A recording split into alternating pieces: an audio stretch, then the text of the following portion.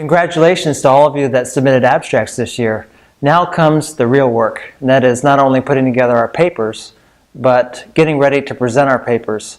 And so what I decided to do was interview Peter Khoury. Peter is the founder of Magnetic Speaking, and he's also a motivational speaker and a public speaking coach. So maybe, Peter, can you give us some tips on how to get over our fears as engineers doing public speaking, because it's not exactly that easy. Absolutely. And let me just add one more thing. You said that I'm the founder of Magnetic Speaking, which is a public speaking training company, also a motivational speaker. And one thing that most people don't know about me is I used to be an engineer, just like you, just like all the people who are listening today. And about 10 years ago, I decided that I wanted to change course because I didn't like what I did. No offense to engineers. And I wanted to do something else with my skills, so I decided I wanted to move from pharmaceutical engineering to professional speaking. And in the beginning, I thought it wouldn't be a problem until my first time standing in front of a group and speaking. And I realized that I was terrified. Really, I barely lasted 30 seconds. So I took acting classes, improv, stand-up comedy, to grow my skills and my confidence, and then I started speaking. I spoke initially on conflict management, leadership skills, and negotiation skills. And about 3.5 years ago, that's when I started to shift to public speaking, because some of my colleagues saw me at a conference and they asked me, how the heck did I go from there to here? Because they knew me. I would rather work on a spreadsheet than to stand up in front of a room because I was terrified of it. And then I started holding classes and it took off. Now we're one of the fastest growing public speaking training companies in the Bay Area. And you said what are some of the tips to get over the fear is to stretch yourself, to do things that are outside of your comfort zone, like participating at conferences, like taking acting lessons, improv, or coming to training just like we offer.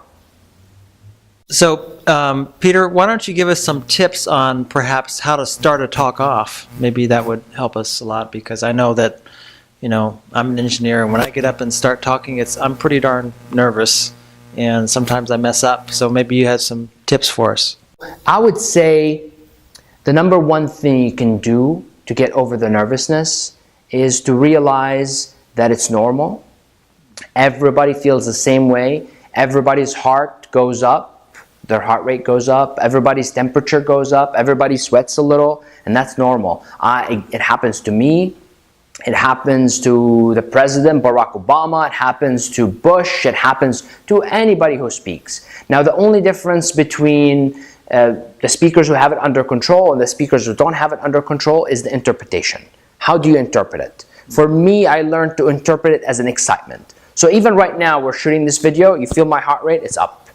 And that's normal. I'm excited to be here. I think my heart rate's up. Yes, you're excited. and that's normal. That's the first thing. The second thing is you have to learn how to begin your talk in a different way than engineers do. Most of us engineers were trained to talk about the facts, the theory, and normally that's what we start with. And that's how you bore people to death. And you never stand out that way because all the engineers are doing it that way. So another tip is to learn how to start with a benefit. Like begin your talk by answering why you're here and why is it important to your audience. And practice this many times over until it's natural. And you get up there, now in your mind you go, oh, my heart rate is up, but this is excitement. And then you stand in front of them, you look them in the eyes, and you start saying why you're here and why is it important to them.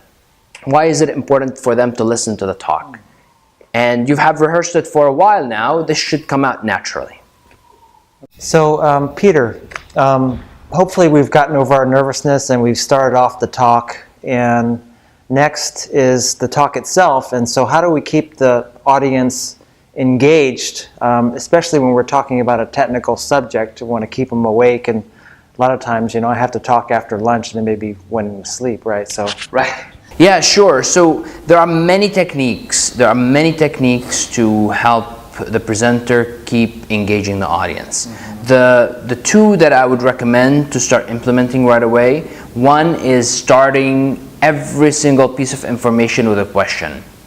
For example, if you're talking about an app, for example, let's say Pocket God, it's a game, and you're going to use it as an example. If you're starting out with that, you would raise your hand and ask, how many of you know about Pocket God?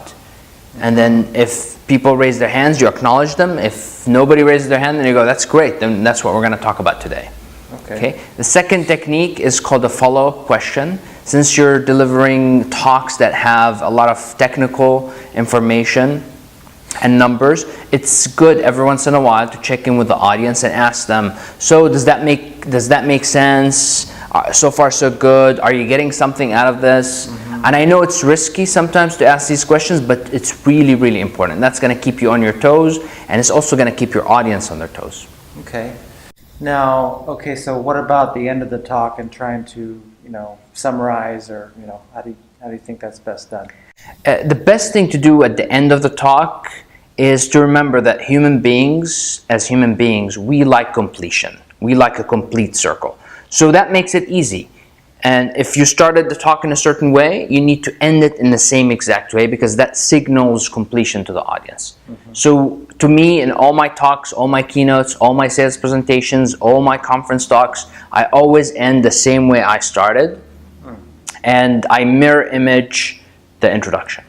Okay, so are there any additional tips or things that we definitely should do or definitely should not do when we're preparing for a talk or when we're giving our talk? I would say the number one thing engineers need to be working on consistently is their presentation skills. If they want to stand out in their organizations, if they want to increase their influence skills, they have to work on this. Because right now, if you look at the economy, we always have had a glass ceiling, one glass ceiling after the other. Sometimes it used to be racial, sometimes it's age dependent, sometimes it's cultural.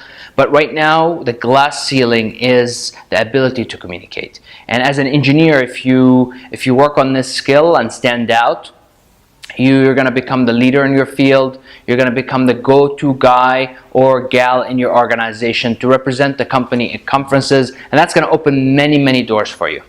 So that's my take-home message. Okay. Well, thanks very much, Peter. Thank you. And hopefully we'll see you in October. Likewise. Okay.